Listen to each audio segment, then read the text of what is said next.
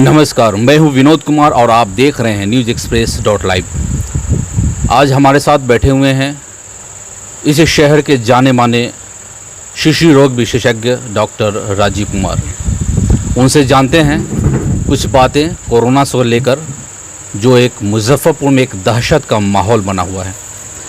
तो सबसे पहले आपका न्यूज़ एक्सप्रेस डॉट लाइव में बहुत बहुत स्वागत करता हूं। मेरा पहला सवाल है आपसे कि अभी केजरीवाल अस्पताल बंद पड़ी हुई है और वहाँ भी कोरोना ने दस्तक दे दिया है, तो वो कितना सुरक्षित है और ये बंद पड़ा हुआ है, कितना नुकसान हो रहा है, इसके बारे में कुछ बताएं। कोरोना वैश्विक महामारी है और सच है कि केजरीवाल के कुछ महिला चिकित्सक कोरोना पॉजिटिव हो गई हैं। तो निश्चित तौर पर कहीं भी किसी भी जगह पर अगर कोई भी व्यक्ति कोरोना पॉजिटिव होता है तो उसमें उसके संपर्क में आए हुए सभी लोगों को टेस्ट कराना होता है और उनको क्वारंटाइन में जाना होता है। ठीक इसी प्रकार केजरीवाल अस्पताल के सारे डॉक्टरों को क्वारंटाइन में जाना पड़ रहा है और उनको अपना टेस्ट कराना पड़ रहा है। सारे कर्मचारियों को कराना पड़ रहा है। जो मरीज़ भर्ती थे उन सभी का भी कराना पड़ रहा है। धीरे धीरे जब डॉक्टर क्वारंटाइन में चले जाएंगे तो इलाज कौन करेगा। तो धीरे धीरे जो मरीज़ उसमें भर्ती थे उनका नाम काटा गया है और उनका टेस्ट के लिए भेज दिया गया है। और उसी समय प्रशासन का भी निर्देश आया कि भाई आप नया बच्चे को या नया स्त्री को आप भर्ती न करें अस्पताल में, न ओपीडी खोलें न इमरजेंसी। शुक्रवार की आदेश है। उसके बाद आज सोमवार तक हम लोगों ने सारे बच्चे और सारी स्त्री विभाग की जो महिला थी सभी लोगों को डिस्चार्ज कर दिया गया है। और केजरीवाल के इतिहास में पहली बार है, 1962 में केजरीवाल की स्थापना हुई थी और आज 2020 में 58 साल में ये पहली बार की घटना है कि एक भी मरीज अस्पताल में नहीं है।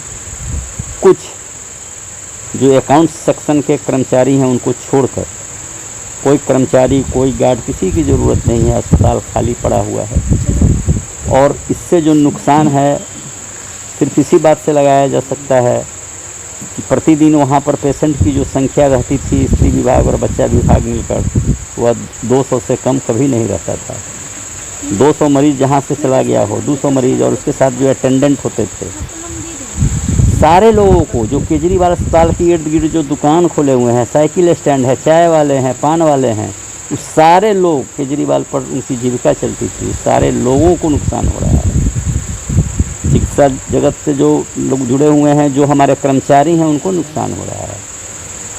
नुकसान तो बहुत बड़ा है, लेकिन अभी हम लोग पूरे केजरीवाल को सैनिटाइज़ कर रहे हैं। उसका हर कोना सैनिटाइज़ करने के बाद अगर प्रशासन का निर्देश होगा तो हम लोग इसको पुनः जल्द से जल्द खोलने का प्रयास करेंगे। हमको लगता है 1-2 दिन में सैनिटाइजेशन का काम खत्म हो जाएगा और निश्चित ही हम लोग खुद प्रशासन के पास स्वयं जाकर कहेंगे कि भाई अब हम लोग खोलना चाहते हैं, इसको अब इजाज़त दीजिए। अगर इजाज़त आ गया तो 1 से 2 दिन में हम लोग फिर खोलेंगे, क्योंकि यहाँ की आम जनता, गरीब जनता, आपको पता है कि केजरीवाल अस्पताल एक चैरिटेबल ट्रस्ट है जो इतने कम पैसे में इलाज करती है जो कोई आदमी कल्पना नहीं कर सकता है। मैं डॉक्टर राजीव कुमार 50 रुपया में ओपीडी देखता हूँ। क्या ये कल्पना की बाहर की बात है। आज किसी भी जगह जाइए, आप मॉल में जाइए, 50 रुपया तो कार अगर लगाते हैं तो उसका चार्जेस 50 रुपया से ऊपर है, कहीं कहीं 100 रुपया। और हम लोग 1 सप्ताह देते हैं वैलिडिटी और उसको हम लोग 50 रुपया में देते हैं। इतने कम पैसे में इलाज करता है केजरीवाल। आम जनता, जो गरीब जनता है, जो सबसे नीचे पैदान पर बैठे हुई जनता है, उसके लिए वो बहुत बड़ी केजरीवाल अस्पताल बहुत बड़ा माने उनके लिए सहारा है। और उसका बंद हो जाना निश्चित तौर पर नुकसानदायक है और हम चाहते हैं कि जल्द से जल्द वो खुले, जिससे इन लोगों को कष्ट नहीं। इतने दिनों जो बच्चे आए होंगे, काफ़ी ऐसे बच्चे होंगे जो सीरियस पोजीशन में होंगे, तो क्या उसको उन तरह के बच्चों का अभी आप किसी तरह का ट्रीटमेंट कर रहे हैं? चूँकि ऐसे बच्चे जो भी आए हैं समाचार पत्रों में, टेलीविज़न के माध्यम से बता दिया गया है कि केजरीवाल बंद है, तो वो तो निश्चित तौर पर या तो मेडिकल कॉलेज जाते होंगे या सदर अस्पताल जाते होंगे। और हम लोग, मैं निजी तौर पर, क्योंकि मैं उस अस्पताल से जुड़ा हुआ ही नहीं हूँ, 30 साल से मैं उस अस्पताल में हूँ, तो बच्चे मेरे पास आते हैं, बहुत सीरियस बच्चे रहते हैं, तो मैं क्या करूँ। मेरा अस्पताल बंद है, तो मैं उनसे कहता हूँ कि भाई आप दूसरे अस्पताल में, केजरीवाल में या मेडिकल में, सदर अस्पताल या कोई भी ऐसा हॉस्पिटल जो खुला हुआ हो बच्चों का, वहाँ जाएं, यह जानते हुए भी कि उनका वहाँ पर बहुत ज़्यादा पैसा लगता है। फिर भी मेरी मजबूरी है, और जो बच्चा का इलाज बिना हॉस्पिटलाइज किए हुए किया जा सकता है, उसका इलाज मैं कर रहा हूँ। अंतिम क्वेश्चन है कि अभी नंबर ऑफ डॉक्टर्स ऐसे हैं जो कोरोना संक्रमित पाए गए हैं, और उसमें आप कितना सुरक्षित है? देखिए, कोरोना से बहुत डॉक्टर ग्रसित, संक्रमित हो गए हैं, ये सच है, और उसका कारण भी बहुत सारे कारण हैं। अगर आप बहुत प्रिकॉशन से काम करते हैं, अगर आपकी इम्यूनिटी अच्छी है, तो आप कोरोना से संक्रमित नहीं होंगे। और आप देख रहे हैं कि मैं अभी भी आपसे बात कर रहा हूँ, अपने घर पर हूँ, फिर भी मैं मास्क लगा कर रहता हूँ। और जब मैं हॉस्पिटल में रहता हूँ तो कैप, गॉगल्स, जो पीपीई किट, सारे के साथ मैं काम करता हूँ। बिना ग्लव्स के मैं किसी मरीज़ को छूता नहीं हूँ, और हर मरीज़ को छूने से पहले और उसके बाद सैनिटाइज करता हूँ। तो इसकी संभावना कम है। ऐसे पता नहीं, अनजाने में कहीं से भी किसी भी व्यक्ति को संक्रमण हो सकता है, लेकिन कोरोना से डरना नहीं है, क्योंकि आज भी आप पेपर में पढ़े होंगे मृत्यु दर 1% से कम।